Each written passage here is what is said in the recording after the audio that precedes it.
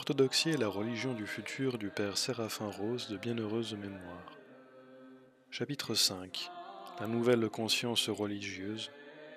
L'esprit des cultes orientaux dans les années 1970. Les trois sortes de méditation chrétienne décrites plus haut sont seulement le commencement. En général, on peut dire que l'influence des idées et des pratiques religieuses orientales sur l'Ouest autrefois chrétien a atteint de stupéfiantes proportions dans la décennie de 1970. En particulier l'Amérique, qui, quelques 2 décennies auparavant, était en matière de religion si provinciale, excepté quelques grandes villes, son horizon spirituel largement limité au protestantisme et au catholicisme romain, a vu une époustouflante prolifération de cultes religieux et de mouvements orientaux et pseudo-orientaux.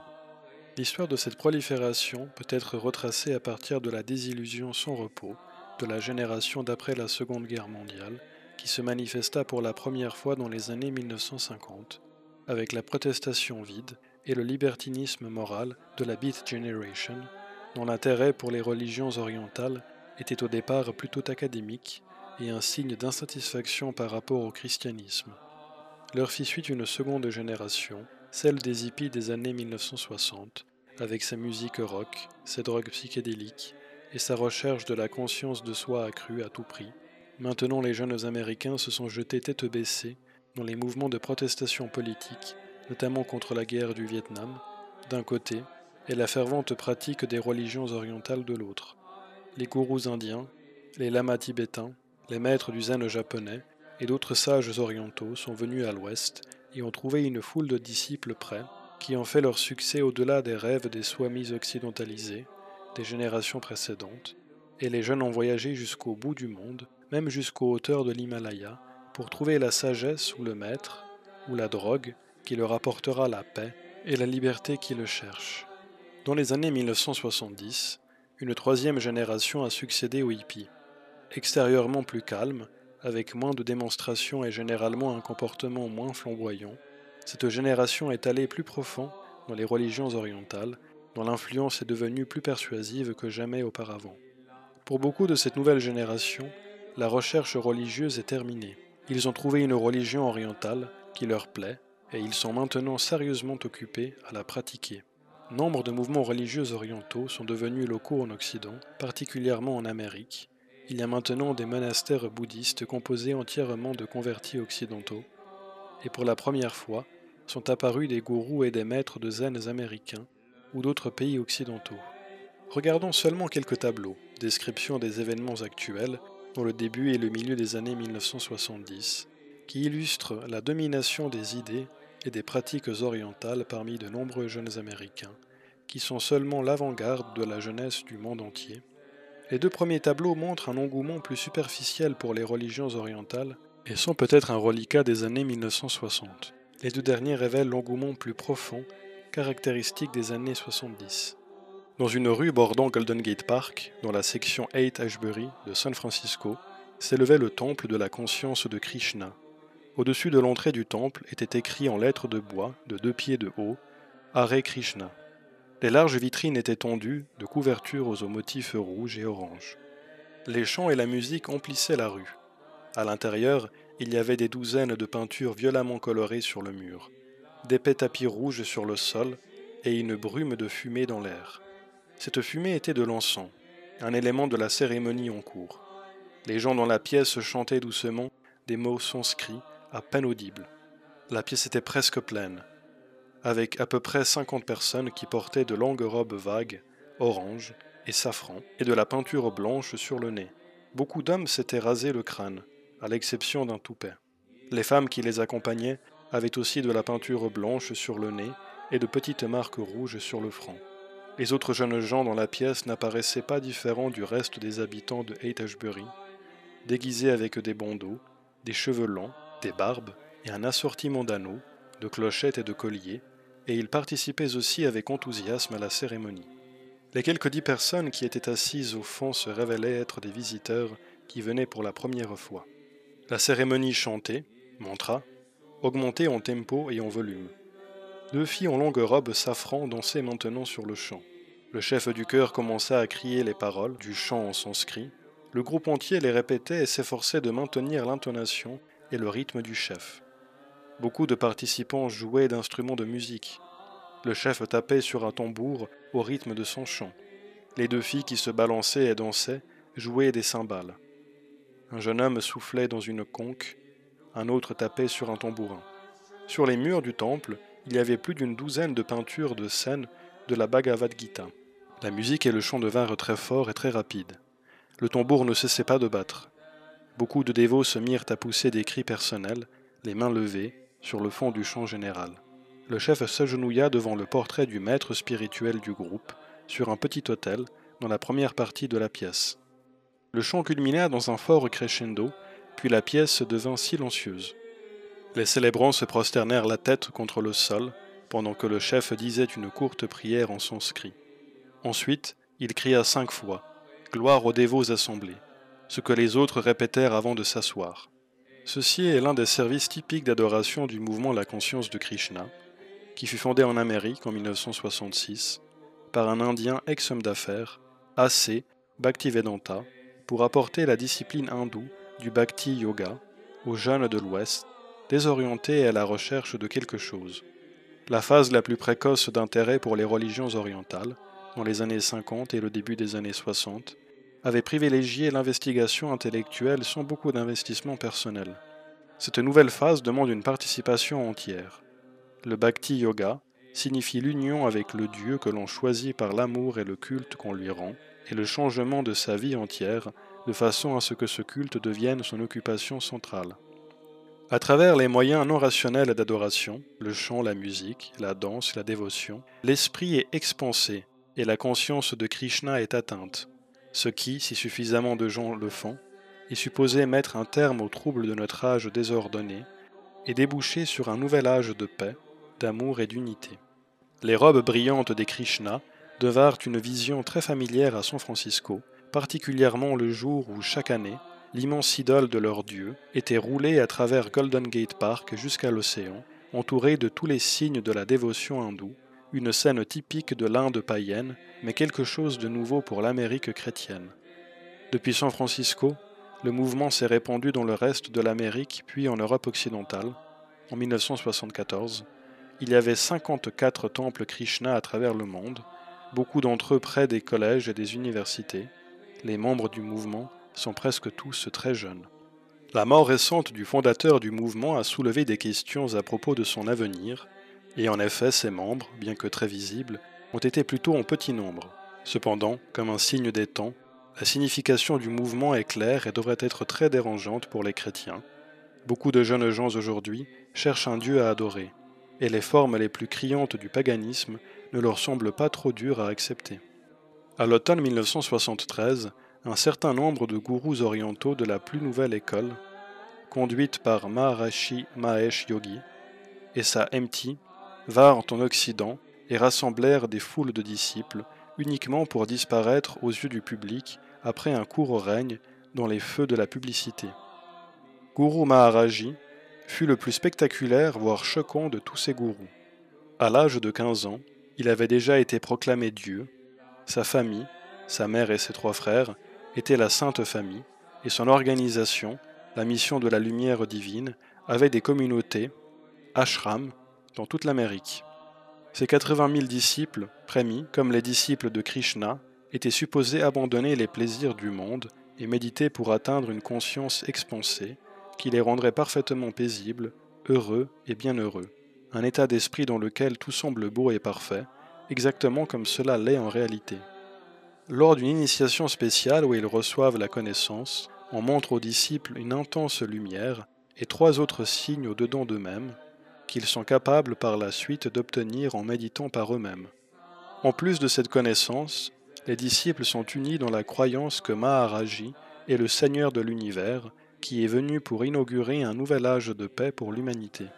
Pour 3 jours, en novembre 1973, la mission de la lumière divine loua l'Astrodome de Houston, une immense arène de sport recouverte par un dôme, pour mettre en scène l'événement le plus saint et le plus significatif dans l'histoire de l'humanité.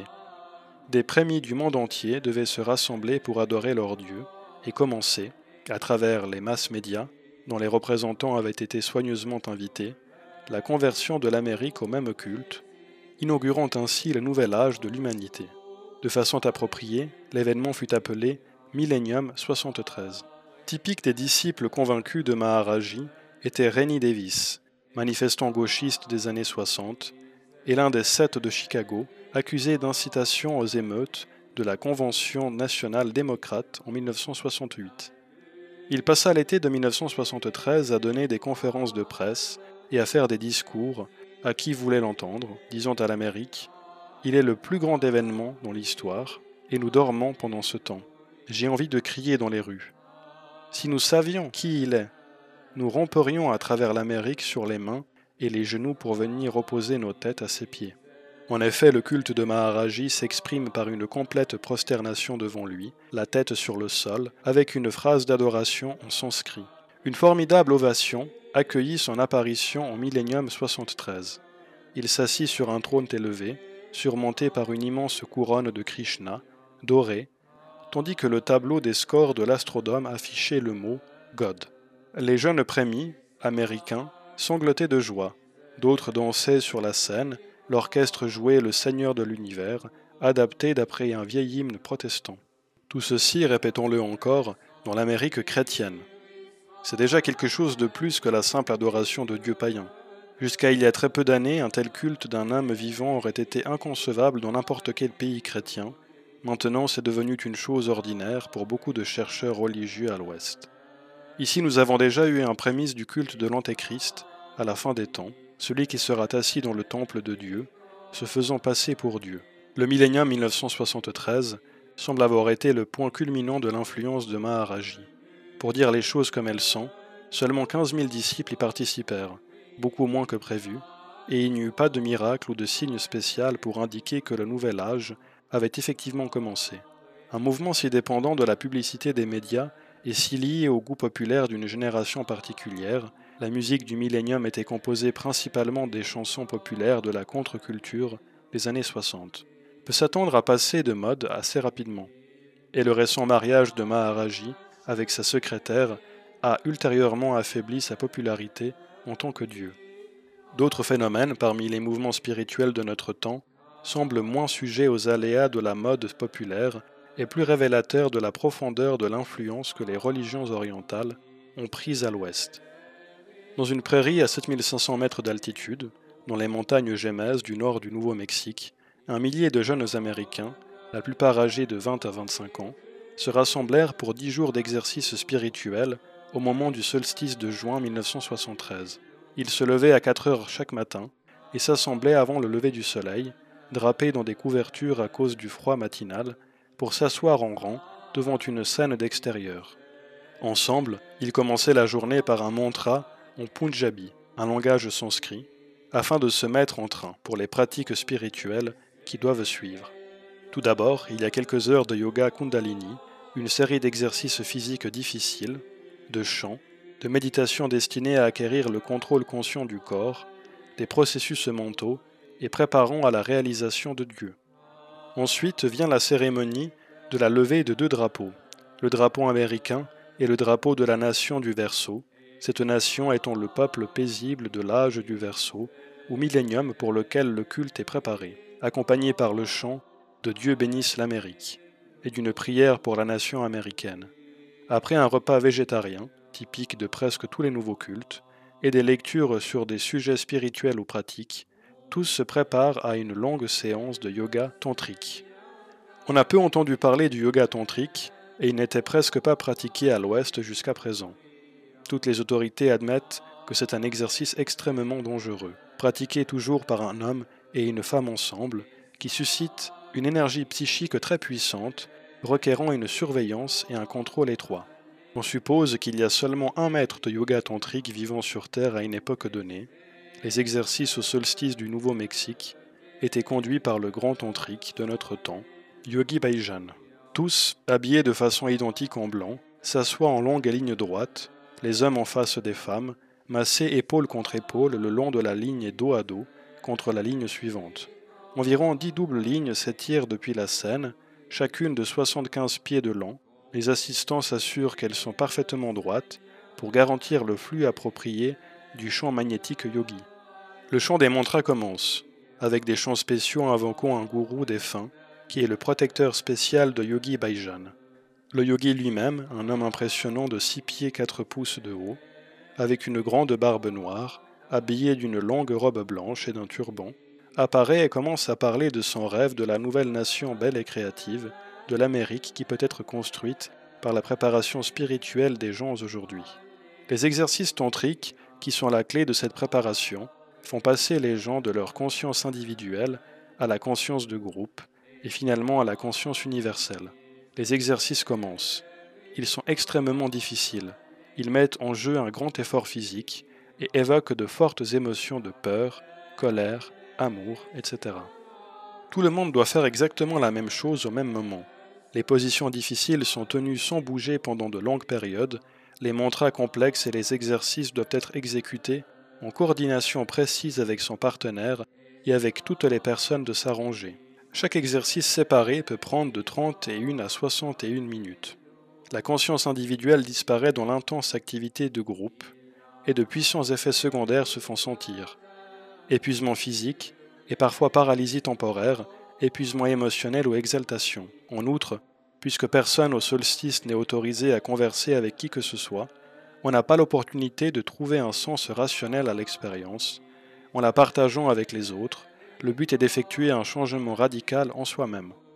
Après les occupations de l'après-midi sur des thèmes tels que les arts orientaux d'autodéfense, la médecine pratique et la nutrition et l'installation d'un ashram, il y a session du soir, après le deuxième repas, de chants spirituels, des mantras sanscrits sur l'air de la musique folk et rock courante, festival rock et prières joyeuses dans une langue étrange sont mis en commun. C'est une partie des efforts du yogi Bhajan pour faire de sa nouvelle religion quelque chose de vraiment américain.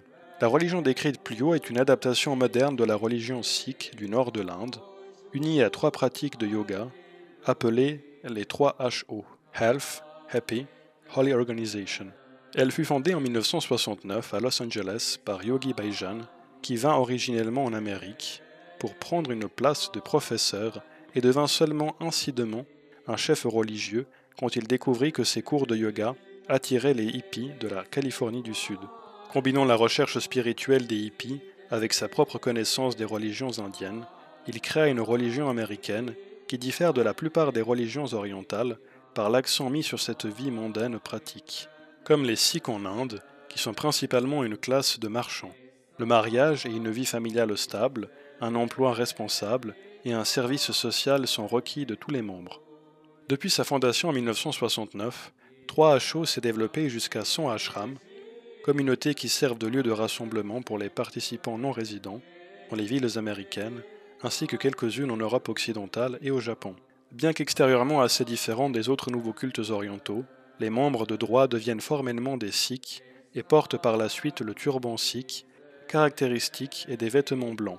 3HO est l'un d'eux car elle attire les ex-hippies, elle fait d'une conscience élargie, ou universelle, ou transcendantale, son but central, et elle se voit comme une avant-garde spirituelle qui apportera un nouvel âge millénial, que la plupart des groupes voient en termes astrologiques comme l'âge du Verseau.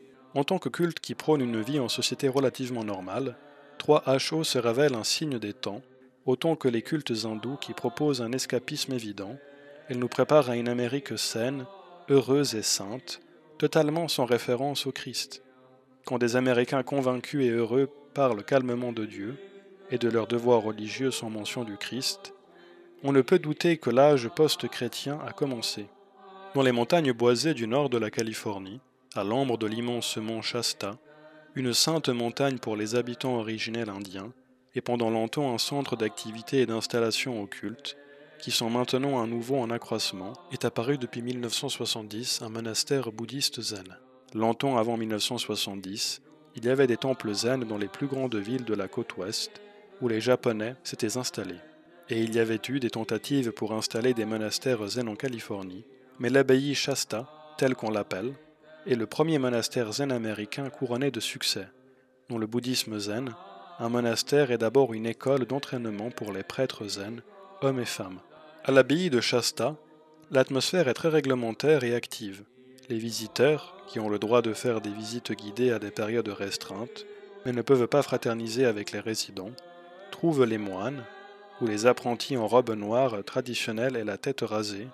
Chacun semble savoir exactement ce qu'il fait, et l'on perçoit une nette impression de sérieux et d'approfondissement. L'entraînement lui-même est un strict programme de 5 ans ou plus, qui permet aux lauréats de devenir prêtres et professeurs de zen et de conduire les cérémonies bouddhistes. Comme dans les écoles séculières, les apprentis payent une note pour la chambre et la nourriture. 175 $ par mois, payable à l'avance pour chaque mois, déjà un moyen de décourager les candidats peu sérieux. Mais la vie est le même et celle de moines plutôt que d'étudiants. Des règles strictes gouvernent l'habillement et le comportement. Les repas végétariens sont pris en silence et en communauté. Mais pour les visiteurs, les conversations particulières sont permises. La vie se concentre autour de la salle de méditation, où les apprentis mangent et dorment en plus de la méditation, et aucune pratique religieuse autre que le zen n'est permise. La vie est très intense et très concentrée, et tous les événements du quotidien, même se laver et s'habiller, ont leur prière bouddhiste qui se récite en silence.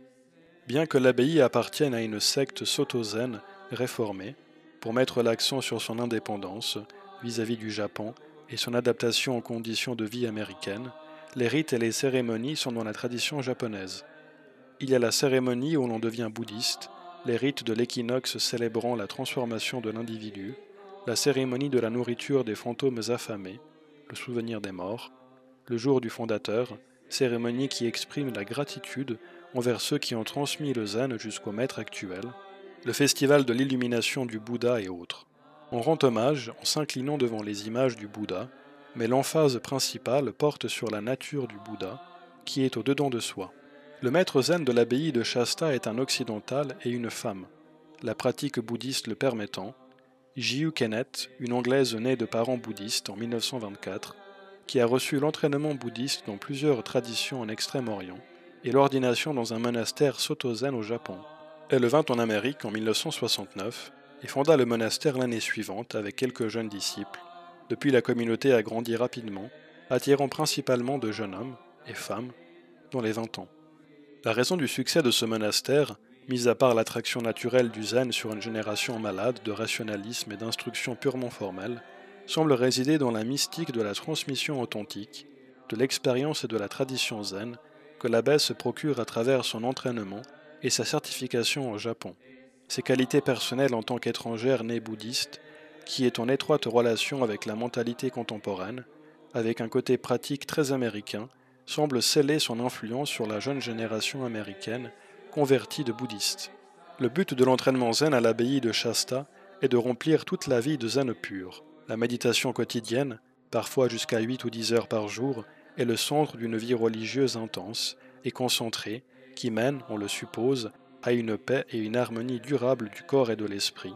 L'accent est mis sur la croissance spirituelle et les publications de l'abbaye, un journal bimensuel et plusieurs livres de l'abbesse révèlent un haut degré de compréhension de la pose et de la fausseté spirituelle. L'abbaye est opposée à l'adoption des coutumes japonaises en tant que contraire aux bouddhistes, met en garde contre les dangers de la course au gourou et la fausse vénération des maîtres du zen, interdit l'astrologie et la prédication de l'avenir, même le yiking, le voyage astral et autres activités psychiques et occultes, raille l'approche académique et intellectuelle du zen, en opposition avec l'expérimental, et insiste sur le dur labeur et l'entraînement rigoureux, avec le bannissement de toute illusion aux fantaisies sur soi-même et la vie spirituelle.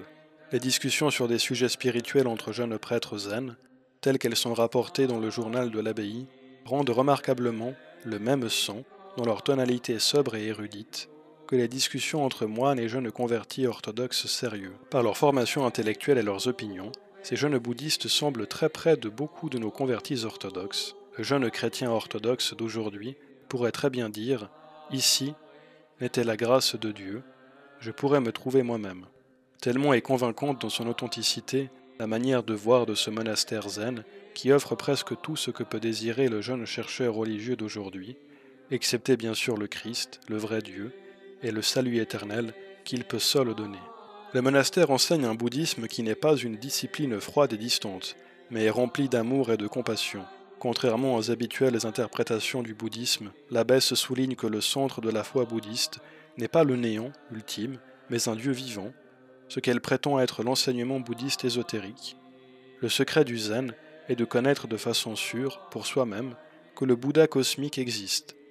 Un vrai maître du zen est celui ou celle qui n'hésite pas dans sa certitude et son amour pour le Bouddha cosmique. Je fus rempli de joie lorsque je connus finalement pour certains qu'il existait. L'amour et la gratitude en moi ne connurent plus de limites, et un amour comme celui qui vient de lui, je n'ai jamais connu de pareil, c'est pourquoi je veux que tout le monde le ressente aussi. Il y a actuellement quelques 70 apprentis prêtres à l'abbaye de Shasta et dans ses filiales, principalement en Californie. Le monastère est maintenant dans un stade d'expansion rapide.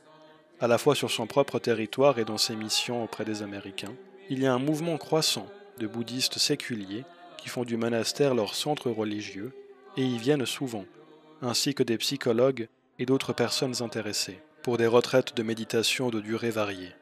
Avec ses publications, ses consultations et son instruction dans les villes de Californie, son projet d'école pour enfants et de maison de retraite, l'abbaye de Shasta est vraiment en train de progresser vers son but, qui est la croissance du bouddhisme zen à l'ouest. Envers le christianisme, l'abbesse et ses disciples ont une attitude condescendante.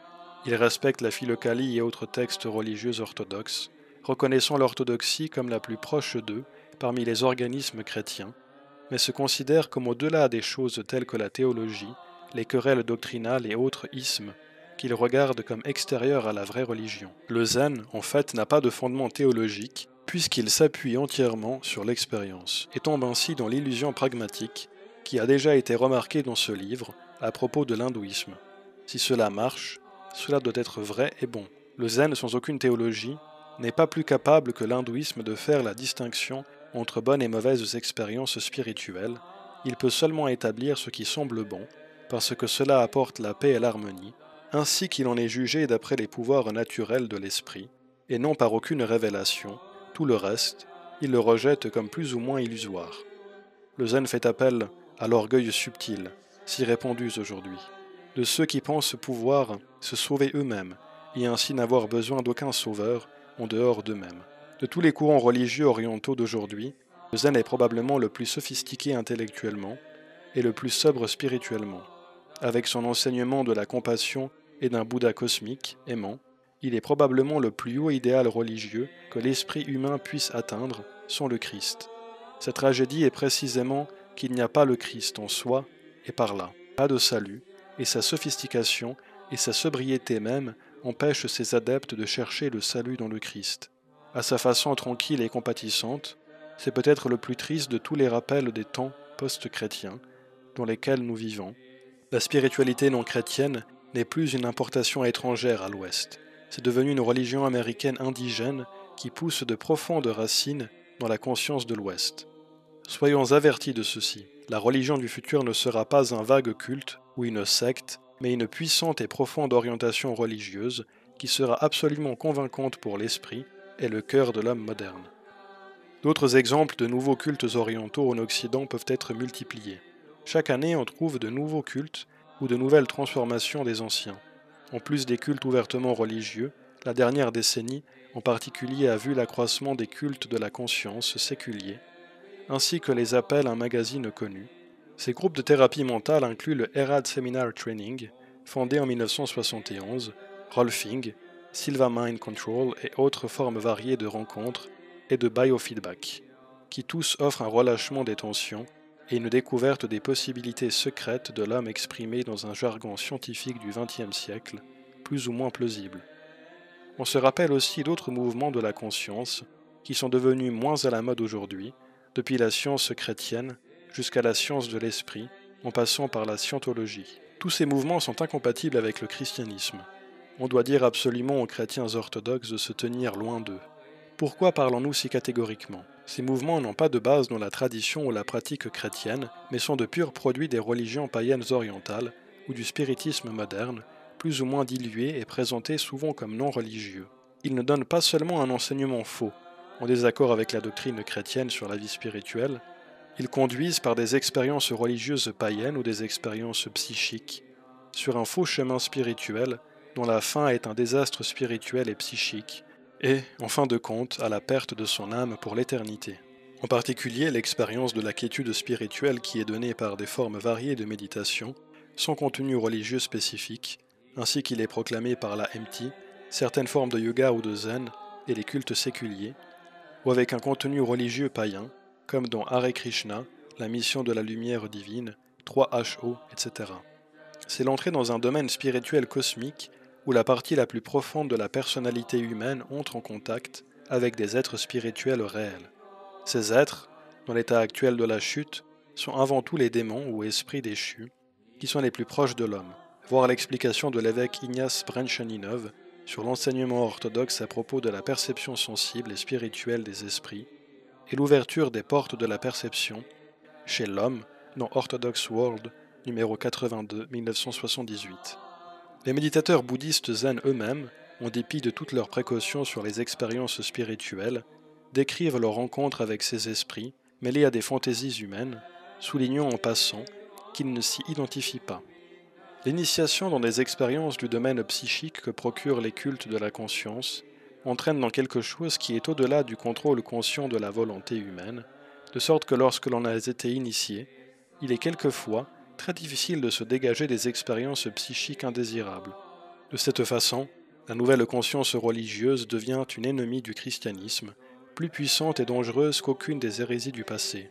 Quand l'expérience est mise au-dessus de la doctrine, les moyens de défense naturelle du christianisme, qui protègent l'homme contre les assauts des esprits déchus, sont éloignés ou neutralisés, et la passivité et l'ouverture qui caractérisent les nouveaux cultes exposent littéralement à être utilisés par les démons. Les études sur les expériences de beaucoup de cultes de la conscience montrent qu'il y a une progression régulière des expériences qui sont d'abord bonnes ou neutres, vers les expériences qui deviennent étranges et effrayantes, et à la fin, clairement démoniaques.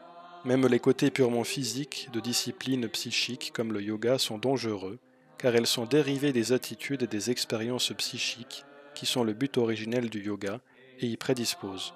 Le pouvoir de séduction de la nouvelle conscience religieuse est si grand aujourd'hui qu'il peut prendre possession de quelqu'un même pendant qu'il croit qu'il reste un chrétien. Cela est vrai non seulement pour ceux qui se laissent aller au syncrétisme superficiel ou aux combinaisons de christianisme et de religions orientales qui ont été mentionnés plus haut, cela est vrai pour un nombre croissant de gens qui se considèrent comme de fervents chrétiens. La profonde ignorance de l'expérience spirituelle chrétienne véritable à notre époque produit une fausse spiritualité chrétienne dont la nature est proche de la nouvelle conscience religieuse.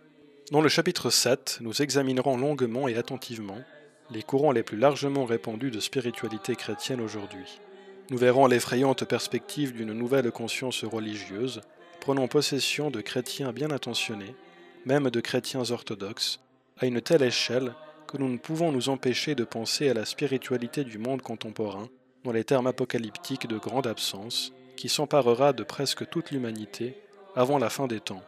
Nous reviendrons sur ce sujet à la fin de ce livre.